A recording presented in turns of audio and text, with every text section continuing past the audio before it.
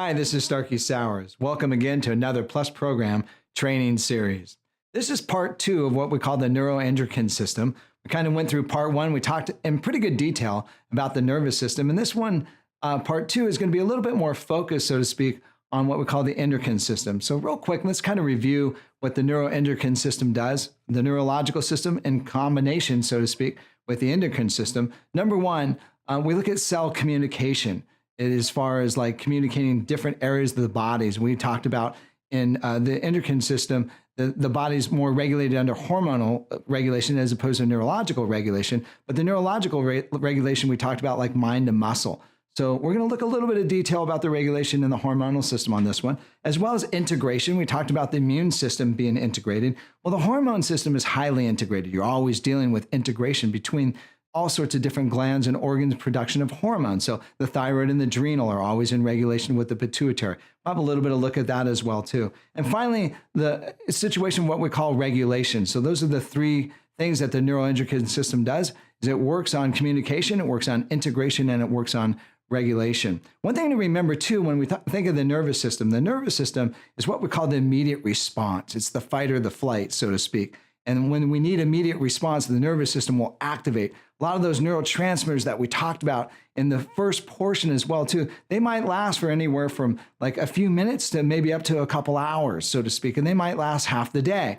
One thing that's a little bit different about the endocrine system is the endocrine system, when it comes to hormones, they last a lot longer. At the same time, they take a little bit longer to activate. So that we call this kind of the slow response system. Not only do we have the quick response, but this is the slow response. And the slow response literally can last for up to like weeks at a time when it comes to some of these hormones. So don't think that these things go up and down real quick when we come to hormones. They definitely stay in the system for a long period of time. All right, so with that said, I want to look at the whole neuroendocrine, or rather the endocrine system. And you can't think of the endocrine system without looking at the pituitary gland. The pituitary gland is what we call the master gland. So it kind of dictates down to the rest of the body what we call the response. So it's constantly getting input from the nervous system as well as from other hormone system. And what it does is it sends out messages to other different organs and glands to produce particular hormones. So we called it the master gland because of that. It's kind of the master of ceremony, so to speak. It's telling everybody what it needs to do. Ironically speaking, it also has some input from the brain, from the hypothalamus as well as the pineal gland.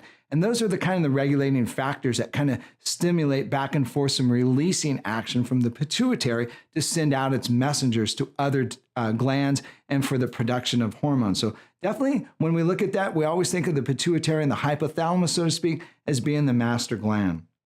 All right, so next on the list, we also have glands that are necessary for what we call metabolism. So when we look at metabolism, oftentimes we think of the thyroid. We also think of the pancreas. We remember the pancreas when it comes to digestion. The pancreas, of course, produces digestive enzymes, but at the same time, the pancreas also produces insulin and glucagon, which help with the regulation of blood sugar and also proteins in the bloodstream.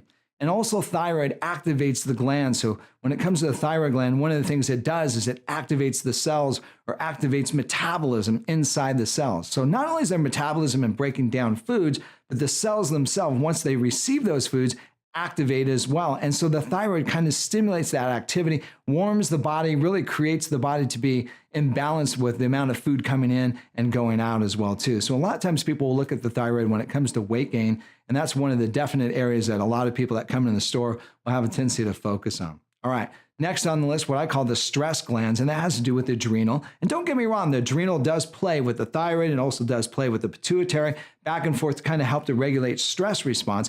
But really when we think of stress and we think of androgen production, we think of the adrenal glands, and the adrenal glands definitely help balance the body's emotions as well as kind of cool down the fire. So when we're under stress, it'll produce what we call cortisol, and cortisol is necessary for what we call a healthy response to stress, where like sometimes you'll get stressed and go, man, I really feel good. And that's your cortisol probably kicking in. Sometimes the body also might feel a little bit worn out. That means that the adrenal glands are probably wearing a little thin on its production of cortisol. The adrenal glands also produce what is called DHEA, dihydroepiandrosterone, and DHEA is what we call a master hormone for the gonadotropins or the gonads. And the gonads are going to be the ovaries for the females, they're going to be the testes for the males. And that DHEA goes there and matures into what we call testosterone, estrogen, and progesterone. And those are what we call the sex hormones that kind of regulate not only the growth of cells, so to speak, especially, but also kind of help with facilitation of reproduction.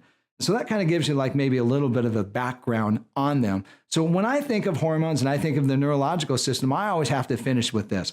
How am I going to keep these things healthy so they're producing adequately? Well, when you think of hormones, you always have to think of a couple different things. We think of those adrenal glands, we think of those DHEAs and things of that nature, especially like the thyroid. A lot of these are what we call amino acid derived hormones. So once again, we go right back to you've got to have adequate amount of amino acids, and that means you've got to have adequate amount of protein. So you've got to have protein foods to help the glands to be able to produce the hormones that they need to produce.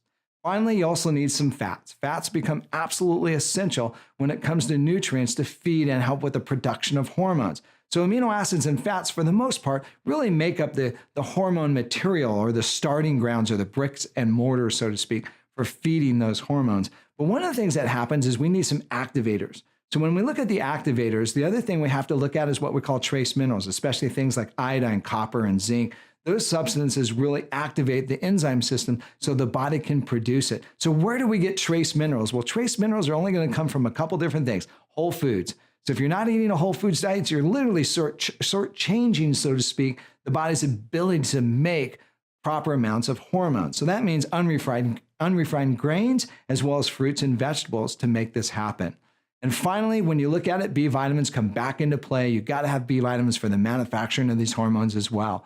So this kind of wraps up the series on the neuroendocrine system. Hopefully this has been a great help for you. This is Starkie Sowers reminding you to live better, we can help.